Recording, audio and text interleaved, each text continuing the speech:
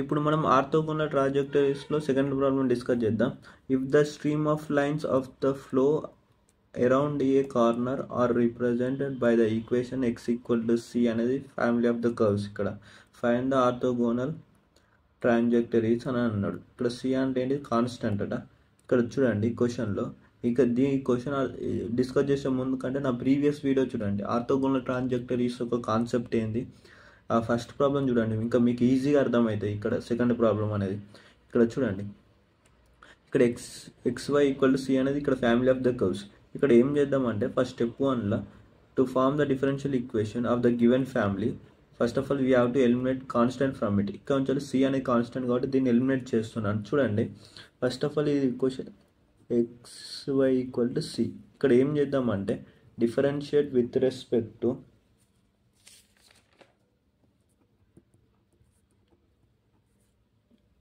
x on both sides. ఇప్పుడు ఇది ఏ ఫామ్లో ఉంది? యూవీ ఫామ్లో ఉంది. d/dx ఆఫ్ యూవీ ఉంటాయి కదా, ఆ యూవీ ఫామ్లో ఉంది. ఆ యూవీ ఫామ్ ఏమైతుంది? ఇక్కడ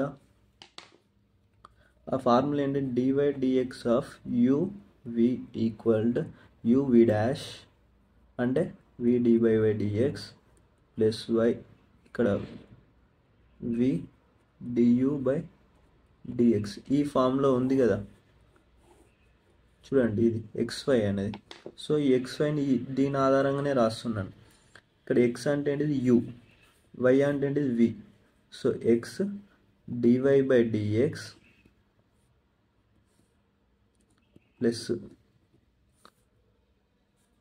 y, ఎక్స్ని ఎక్స్ పరంగా డిఫరెన్షియేట్ చేస్తే ఏమవుతుంది? 1 అవుతుంది కదా, అందుకే 1 రాస్తున్నాను.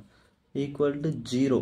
కాన్స్టెంట్ని మనం డిఫరెన్షియేట్ చేస్తే ఎప్పుడైనా కానీ 0 అవుతుంది. ఆ బేసిక్ ఫార్ములా అది. ఇక్కడ ఎక్స్ని ఎక్స్ పరంగా డిఫరెన్షియేట్ చేస్తే యూ అంటే ఏంటిది? ఎక్స్ కదా, ఈ ఎక్స్ని ఇక్కడ ఎక్స్ పరంగా డిఫరెన్షియేట్ చేస్తే ఏమవుతుంది? 1 అవుతుంది. ఇది ఇక్కడ ఇంకా ఫర్దర్గా రాస్తే X dy/dx plus y equal to 0. ఇది ఈక్వేషన్ నెంబర్ 1 అని అనుకోండి.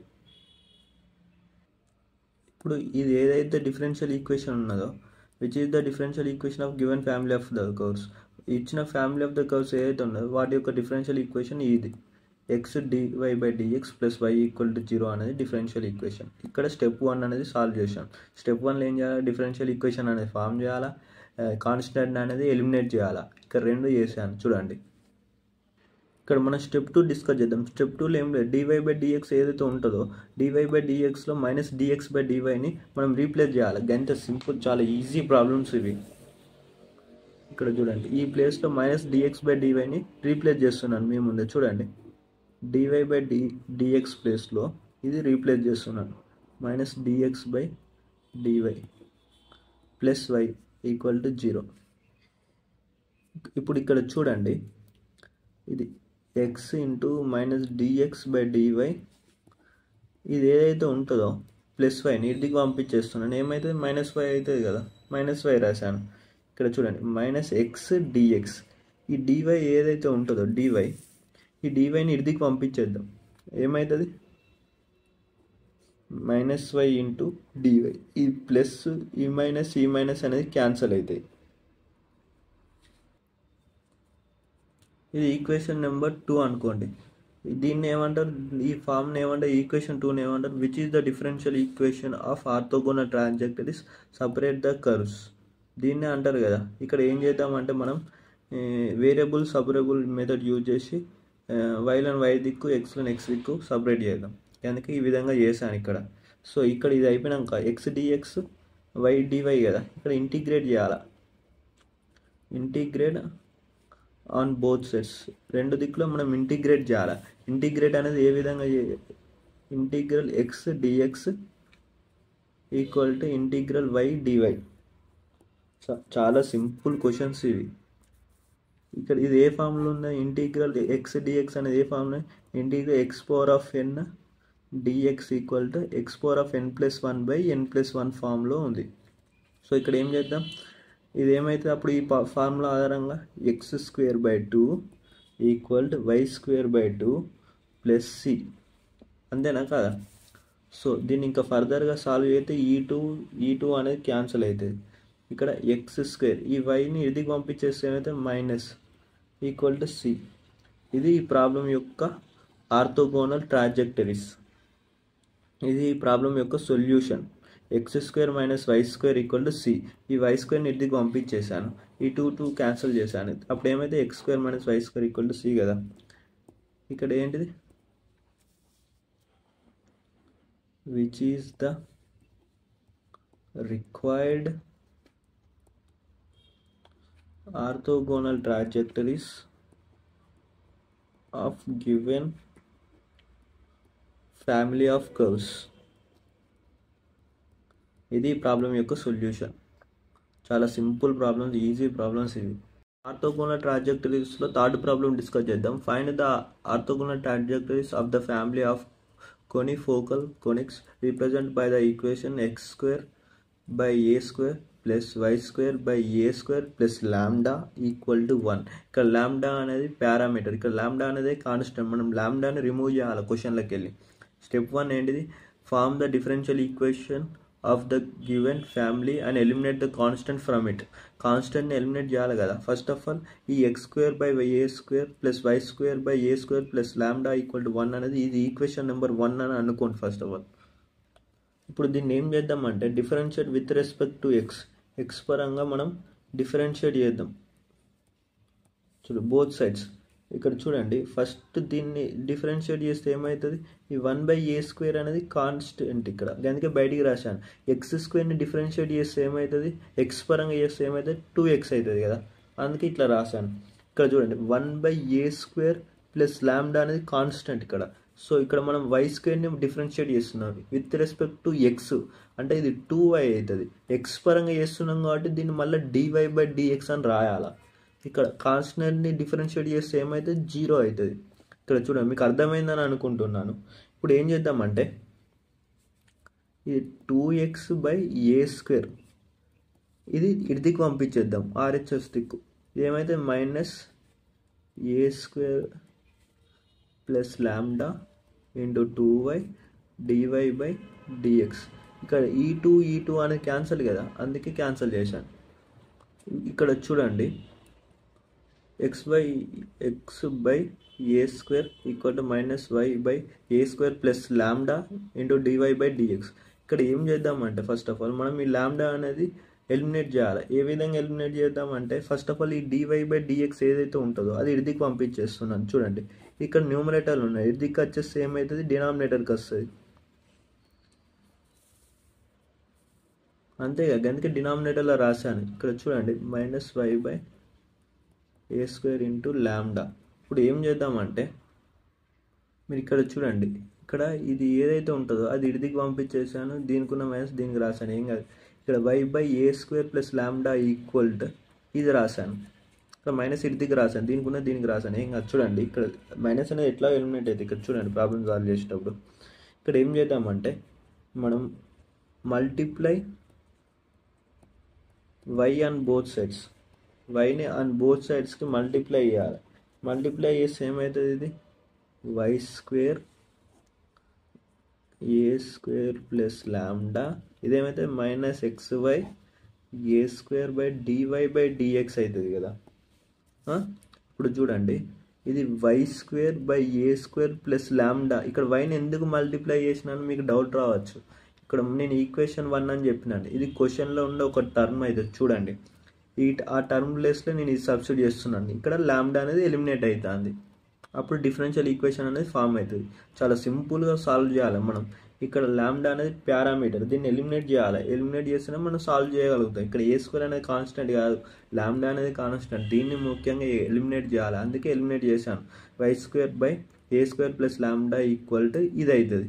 ఇప్పుడు ఇది ఏదైతే ఉంటుందో దీన్ని ఈక్వేషన్ 1లా దీని ప్లేస్లో సబ్స్టిట్యూట్ చేస్తాను. చూడండి గంత X square by a square ఇది మైనస్ కదా, అందుకే మైనస్ రాశాను, మైనస్ xy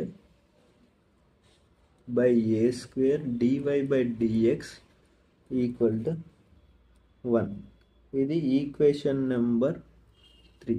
ఈ ఏ అయితే వాల్యూ ఉంటుందో ఇది y²/a² plus lambda plus equal to ఇది కదా, ఈ ప్లేస్లో ఇది సబ్స్టిట్యూట్ చేశాను ఈక్వేషన్ వల్ల. చాలా సింపుల్గా రాశాను. ఇప్పుడు ఏదైతే ఈ ఈక్వేషన్ 3 ఉంటుందో ఈ ఈక్వేషన్ 3 అనేది ఏమవుతుంది, which is the differential equation of given family of curves అవుతుంది కదా, ఇదే డిఫరెన్షియల్ ఈక్వేషన్ అవుతుంది కదా. ఇప్పుడు స్టెప్ 2లో ఏం చేయాలి మనం, dy/dx ప్లేస్లో -dx/dy రాయాలి. రాస్తున్నాను మీరు చూడండి.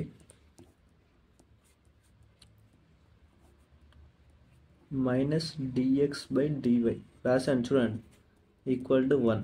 ఇక్కడ ఈ మైనస్ ఏమైతే ప్లస్ అవుతుంది కదా, అందుకే ప్లస్ రాశాను. dx/dy ఈక్వల్ టు 1 చూడండి. దీన్ని ఫర్దర్గా ఏ విధంగా సాల్వ్ చేద్దాం, ఇక్కడ 1/a² అనేది బయటికి రాస్తున్నాను. 1/a² అనేది బయటికి రాస్తే ఏమవుతుంది, x² xy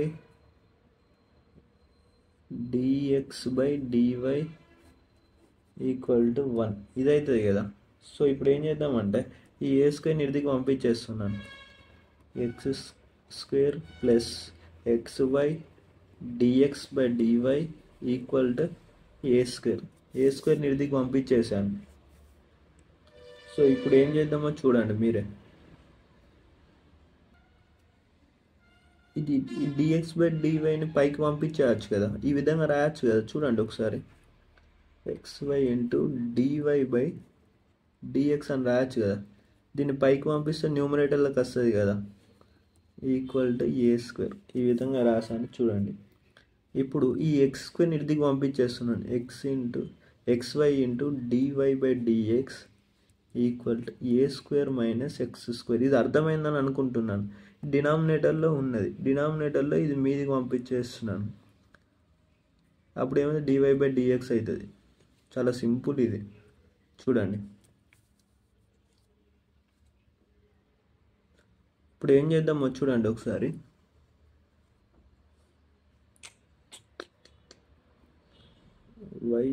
dy/dx ఈ ఎక్స్ని ఇంటికి పంపించేస్తున్నాను. అప్పుడు ఏమవుతుంది, a² - x² ఇంటూ x అవుతుంది కదా. చూడండి దీన్ని ఫర్దర్గా ఎలా రాయచ్చు, y/dy a² - x² into x into dx ఈ విధంగా రాయచ్చు కదా, అందుకే రాశాను. ఇక్కడ ఏం చేద్దామంటే ఇంటిగ్రేట్ ఆన్ బోత్ సైడ్ చేద్దాం. ఇంటిగ్రేట్ చేస్తున్నా, integrate on both side. Integral y/dy equal integral a²x² into dx. దీన్ని ఏ విధంగా రాయచ్చు, ఇంకా ఇది ఏమైతే అప్పుడు ఇంటిగ్రల్ y/dy ఏమైతే y²/2 అవుతుంది కదా. ఇక్కడ చూడండి దీన్ని సపరేట్ చేస్తున్నాం, దానికి ఇంటిగ్రేషన్ చేద్దాం.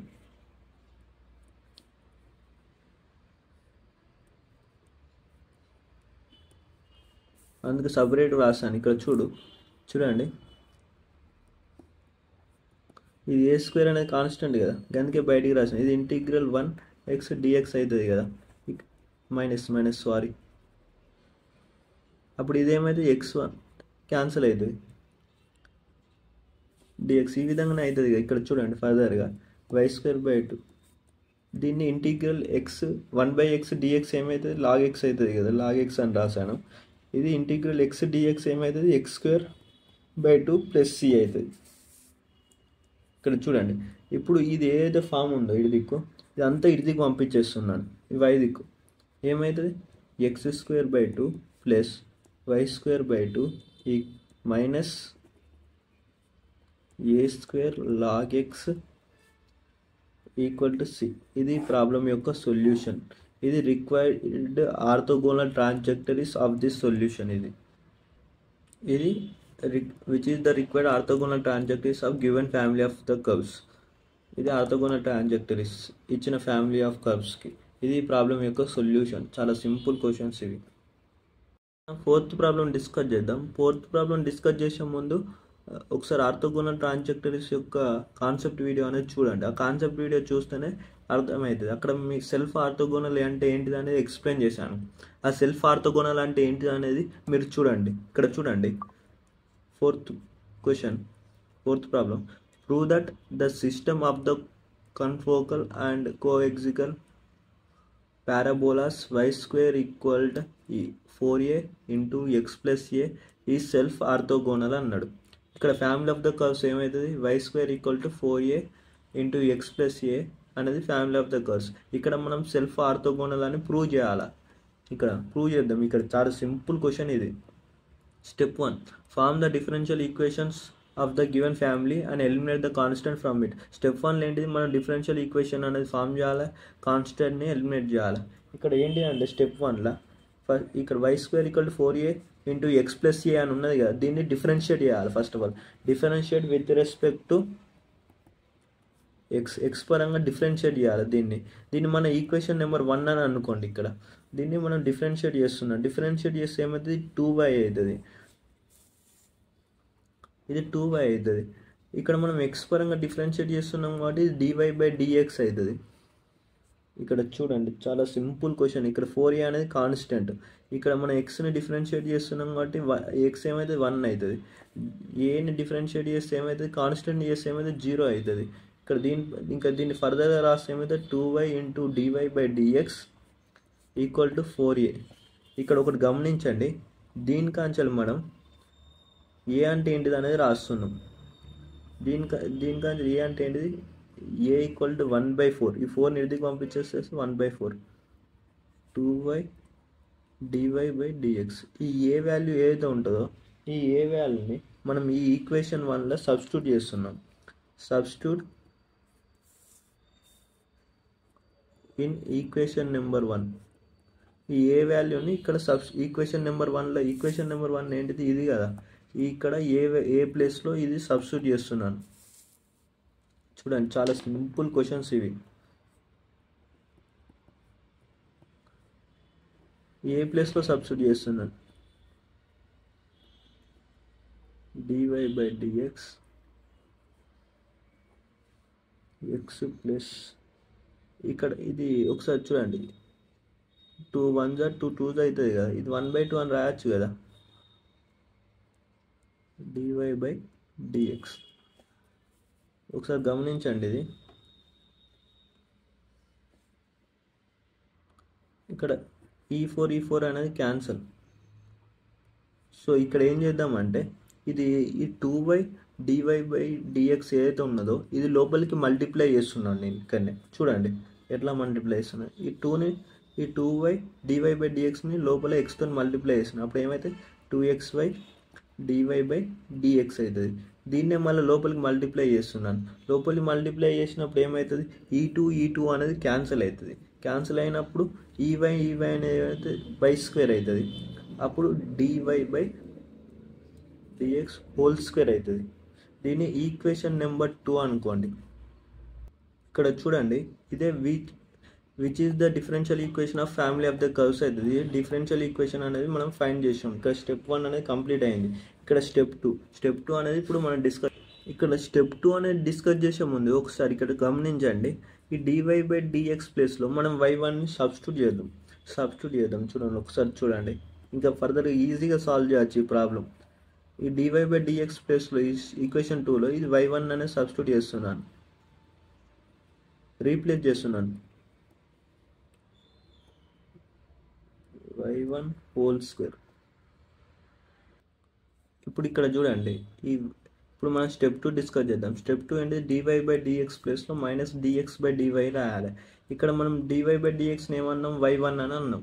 y1 అంటే ఇప్పుడు ఇదేమవుతుంది, -1/y1 అవుతుంది కదా. సో అది రాద్దాం. ఇక్కడ చూడండి చాలా సింపుల్గా సాల్వ్ చేద్దాం. y² ఈక్వల్ 2xy, y1 ప్లేస్లో ఇది రాస్తున్నాను.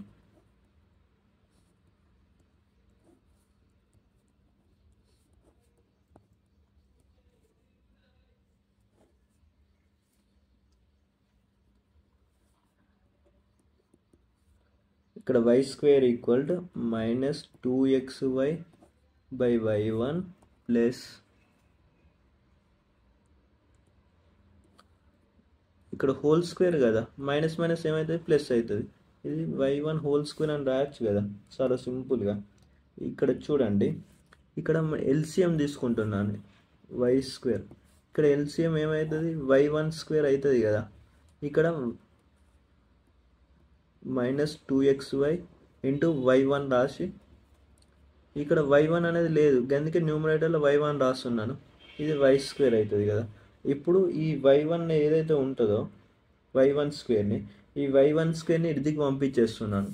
చూడండి, y² ప్లస్ ఇది ఇదికి పంపించేస్తున్నాను 2xy y1 equal to y². అర్థమైందా? ఇది y1²ని ఇదికి పంపించేసాను. అప్పుడు ఏమైతే y² ఇంటూ y1² అవుతుంది కదా. అప్పుడు ఇక్కడ ఏం చేశానంటే ఇది మైనస్, అప్పుడు ఇదికి -2xy y1 అని ఉంటుంది కదా, ప్లస్ y² అని ఉంటుంది కదా. ఈ మైనస్ టర్మ్ని ఇదికి పంపించేసాను. అప్పుడు ఏమైతే ఈ విధంగా అవుతుంది కదా. దీన్ని ఈక్వేషన్ నెంబర్ 3 అనుకోండి. ఇక్కడ గమనించారా, ఈక్వేషన్ నెంబర్ 2 ఇదే కదా. ఈ ఈక్వేషన్ నెంబర్ 2ను ఈ ఈక్వేషన్ నెంబర్ 2 ఒకసారి చూడండి, ఈ ఈక్వేషన్ నెంబర్ 3 ఒకసారి చూడండి. రెండు ఈక్వల్గా ఉన్నాయి. రెండు ఇక్కడ స్టెప్ 1లో స్టెప్ 2లో వచ్చే రెండు ఈక్వేషన్లు ఈక్వల్గా ఉన్నాయి అనుకో, దాన్ని సెల్ఫ్ ఆర్థోగోనల్ అంటారు. ఇక్కడ చూడండి, equation 2 and equation 3 are equal, so it is self orthogonal. Self orthogonal అంటే ఏంటిది అనేది నా కాన్సెప్ట్ వీడియోలో ఎక్స్ప్లెయిన్ చేశాను. ఒకసారి వెళ్ళి చూడండి. సెల్ఫ్ ఆర్థోగోనల్ అనేది 1 మార్క్ క్వశ్చన్ కూడా వస్తుంది. సెల్ఫ్ ఆర్థోగోనల్ అంటే ఏంటిదని అక్కడ డెఫినేషన్ ఉంది, ఒకసారి చూడండి. ఇది సెల్ఫ్ ఆర్థోగోనల్ యొక్క ప్రాబ్లం యొక్క డెఫినేషన్. చాలా సింపుల్ డెఫినేషన్స్ ఇవి, ప్రాబ్లమ్స్ ఇవి చాలా సింపుల్. సెల్ఫ్ ఆర్థోగోనల్ యొక్క ప్రాబ్లమ్స్ ఇవి చాలా సింపుల్ ప్రాబ్లమ్స్ అండి. ఇవి ఒకసారి ప్రాక్టీస్ చేస్తారు చాలు, చాలా ఈజీగా మీకు గుర్తుంటాయి, ఈజీగా రాయగలుగుతారు. ప్రాక్టీస్ అనేది ఇంపార్టెంట్. దీని ఆధారంగా ఇంకా ఏమైనా క్వశ్చన్స్ ఉంటే ఆర్థోగోనల్ ట్రాజెక్టరీస్ మీద మీరు అవి సాల్వ్ చేయండి. మీకు రాకపోతే కామెంట్స్లో పెట్టండి, అవి నేను సాల్వ్ చేసి వీడియో చేసి మీకు అప్లోడ్ చేస్తాను. ఇవి నా వీడియోస్ అయితే మీకు ఉపయోగపడినట్లయితే నా వీడియోస్ని లైక్, సబ్స్క్రైబ్, కామెంట్ చేయండి. ఇంకా మీ ఫ్రెండ్స్ కూడా షేర్ చేయండి, వాళ్ళకు కూడా ఉపయోగపడతాయి. చాలా సింపుల్ టాపిక్స్ ఇవి. M1 అనేది ఇంత క్లియర్గా ఎవరు ఎక్స్ప్లెయిన్ చేయరు తెలుగులో. మీకు ఇంత ఈజీగా ఇంత క్లియర్గా ఎక్స్ప్లెయిన్ చేస్తున్నాను. నాకు సపోర్ట్ చేయండి. నా వీడియోస్ని లైక్, సబ్స్క్రైబ్, కామెంట్ చేయండి.